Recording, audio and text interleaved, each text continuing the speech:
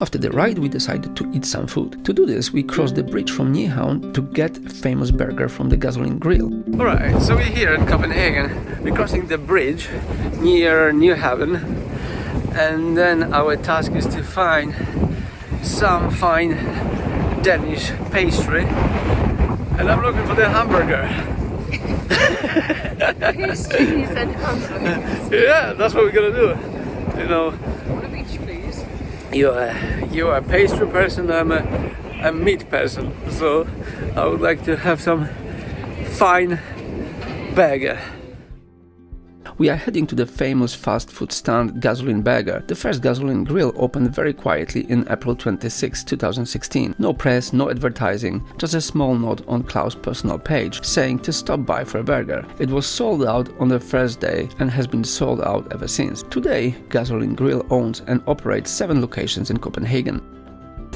Gasoline Burger. Let's see what is it all about. Apparently very good, very tasty. The meat inside. I know. You'll be pleased about that. Yeah, it's not just the cheese.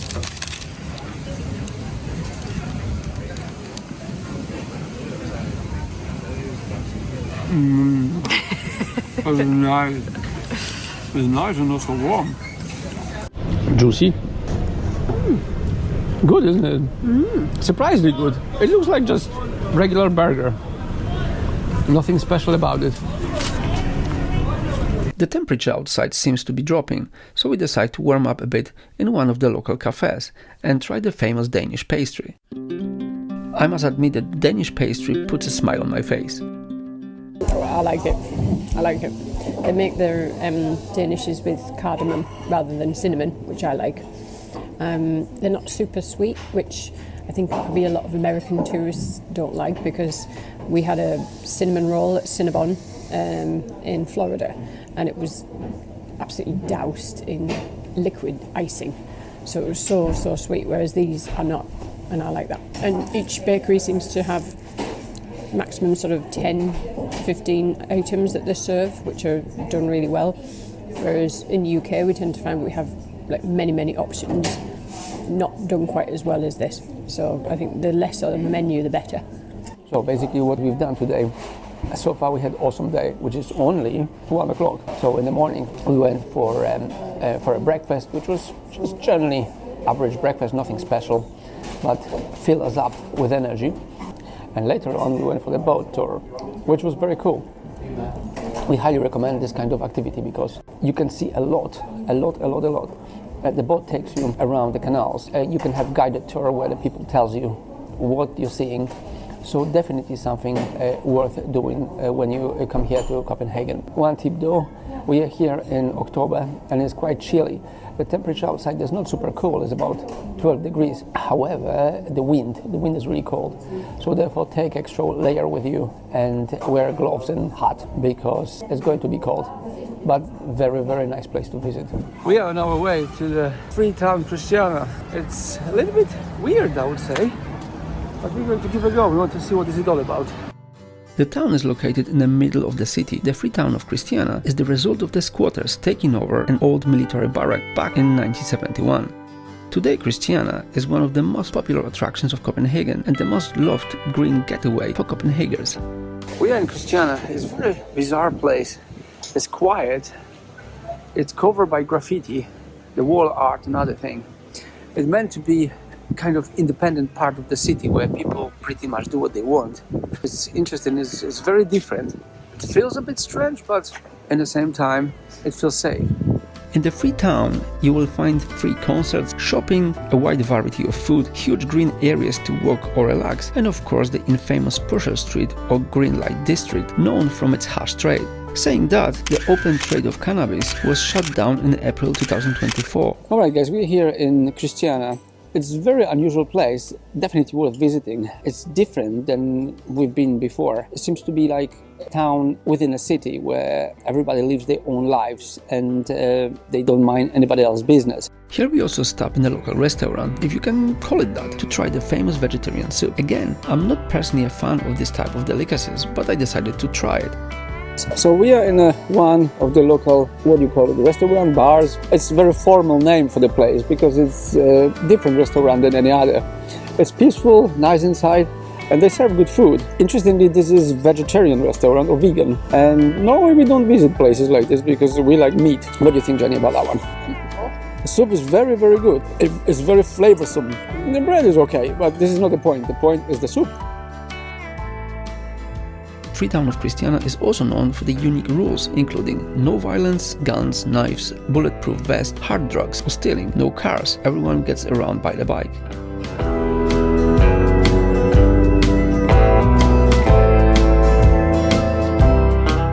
Further from Christiania, we go to the place called Spiral Church. The walk takes only a few minutes because the church is nearby. The Church of Our Saviour is a Baroque church in Copenhagen, near Freetown of Christiania, most famous from its exterior spiral winding staircase that can be climbed to the top, offering extensive views over the central Copenhagen. There's a long-lived urban legend stating that the architect who designed the church killed himself by jumping from the top of the spire, where he realized that the spiral turns the wrong way, anti-clockwise, around. The tower is raised 3 stories above the western cross arm. The black and gold spire reaches a height of 90 meters, and the external staircase turns 4 times counterclockwise around it. That's where the adventure starts! The visitors climb a spiral staircase outside the church to reach the top. The staircase is narrow and narrower towards the top.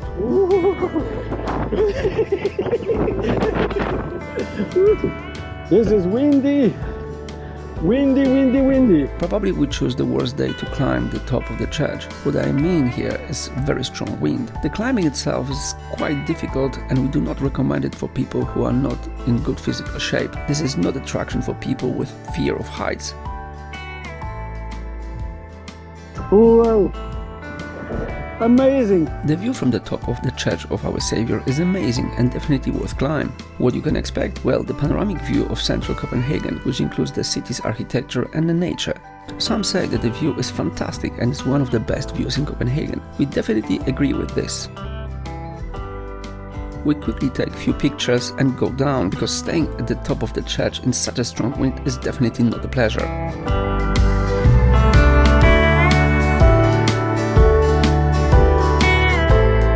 Inside the church, there is a huge organ with a Christian V gilded monogram and is mounted on the wall and supported by the 2 elephants.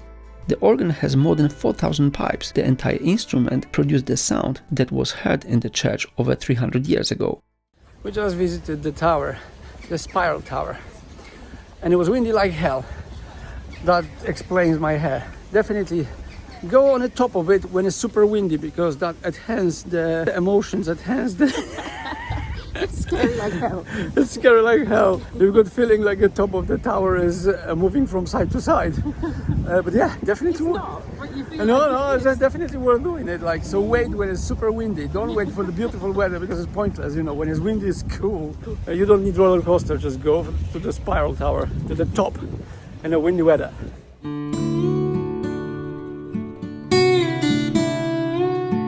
Evening is coming, so it's a time for nice classic Danish dinner. We return to Nyhavn again, where we book the table for the evening meal. In the middle of Nyhavn, in the heart of Copenhagen, is where you will find Hyttefadet, traditional Danish restaurant where cold beers flow along with the classic Danish small bread. Service, atmosphere and traditions take center stage. Hyttefadet is always ready with delightful staff who welcome you and create experience that will not be easily forgotten. If you're looking for the delightful and charming restaurant in a Nyhavn filled with the Danish history, you've came to the right place.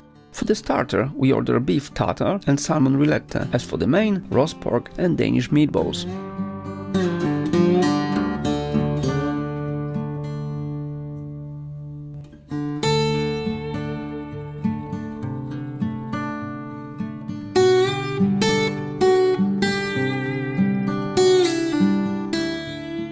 The next day we decided to maximize our sightseeing and hop on board the hop-on hop-off bus, which took us for a trip around the city, where you can admire the main attractions of Copenhagen.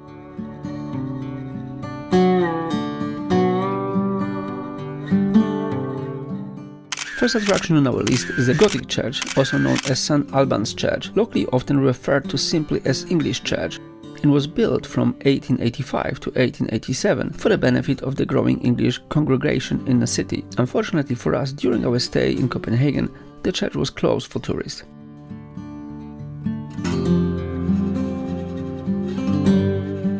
The sculpture of Mother and Ox, the Gafia Fountain, is a large fountain on the harbour front in Copenhagen. It features a large-scale group of oxen pulling a plough and being driven by the Norse goddess Gafia. The fountain depicts the mythical story of the creation of the island of Zealand, on which Copenhagen is located. The legend appears in 9th century skaldic, recorded in the 13th century. According to the legend, the Swedish king promised Gafia the territory plough in a night. She turned her 4 sons into oxen, and the territory they ploughed out at the earth was then thrown into the Danish Sea between Scania and the island of Fyn.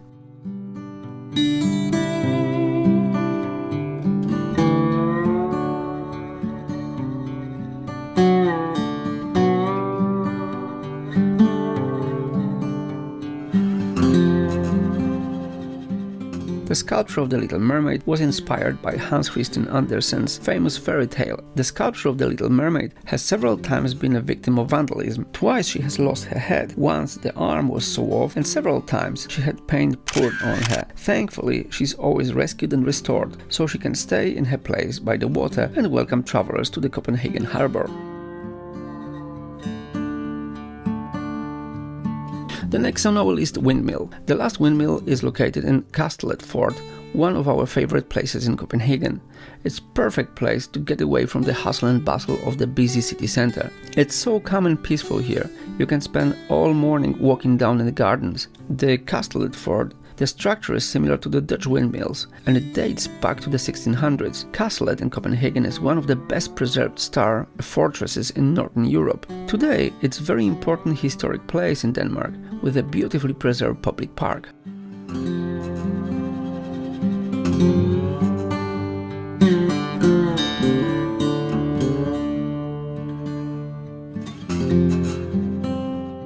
Changing of the guard. The ceremony takes place daily, with the guard leaving Rosenborg Castle at 11:30 to arrive at Amalienborg Palace for the ceremony at 12.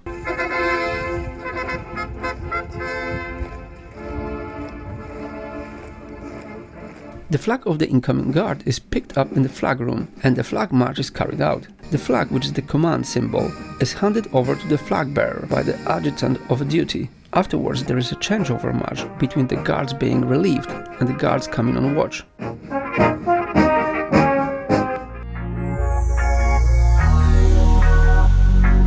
After the changing of the guard, we go towards a tall oval building, which turns out to be Frederik Church. At first glance, the building's exterior architecture resembles St. Peter's Basilica in Rome. Frederik's Church has the largest church dome in Scandinavia, with a span of 31 meters. The dome rests on 12 columns. It has gold window frames, multiple statues on the exterior walls, and beautiful, colorful fresco inside the dome ceiling, which most likely is inspired by St. Peter's Basilica in Rome.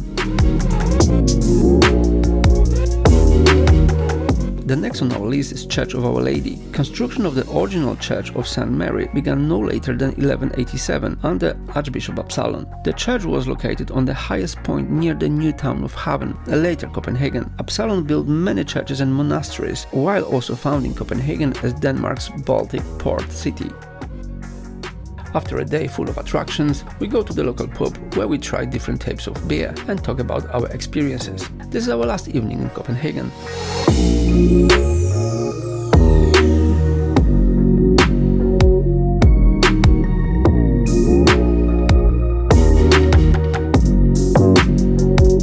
This is our last day in Copenhagen. We don't want to miss any opportunity. So we are here in a food market, which is close by our accommodation. It is the covered food market where basically there are different businesses and they are selling cuisine from all over the world, from the Chinese, from Korean, French, Italian and so on. So it is definitely a place worth visiting. The next day was our last day in Copenhagen. Our return flight is in the evening, so we decided to make the most of our time. After the morning meal, we go to the Botanical Garden and the Natural History Museum.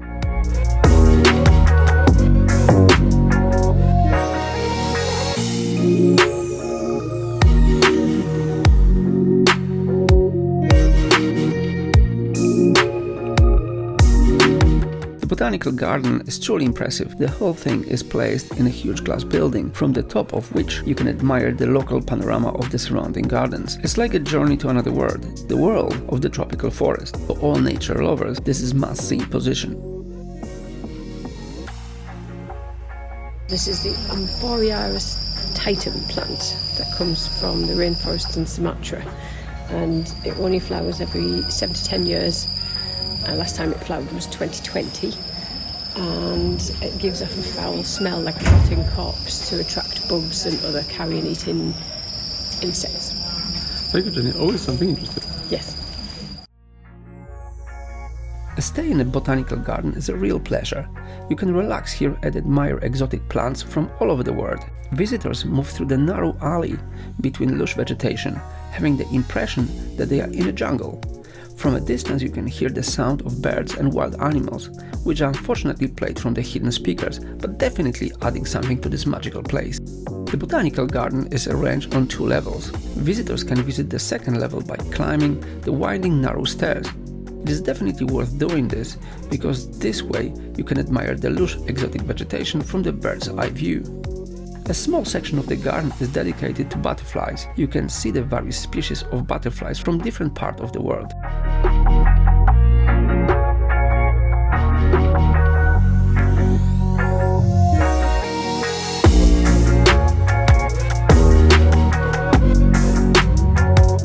Then we visit the Natural History Museum next door. The ground floor of the building is definitely worth visiting. Here you can see animal species that unfortunately are not there and extinct, and many other interesting exhibits.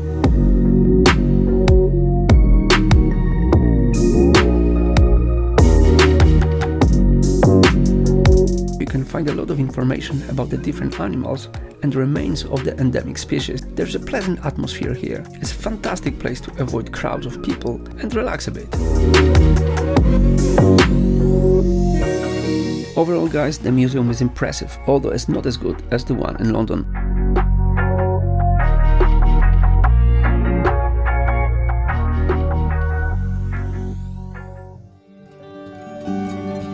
If you remember, at the beginning of this vlog we mentioned Hygge, a Danish lifestyle or a way to relieve stress. Hygge is about taking time away from the daily rush and to be together with people you care about, or even by yourself, to relax and enjoy life's quieter pleasures. Hygge is often about informal time together with a family or close friends. Typically, the setting is a home or another quiet location, or perhaps a picnic during the summer months. It usually involves sharing a meal and wine or beer or hot chocolate. There is no agenda. You celebrate the small joy of life. It is an opportunity to unwind and take things slow. But what is Hygge really? Is it the time spent with family? Or maybe relax in a nearby park? Maybe a cup of warm cocoa? Is it the time spending in a quiet local pub with a pleasant, warm interior lighting? In our opinion, all those elements together constitute Hygge. We think that Hygge cannot be clearly defined because it may mean something different to everyone.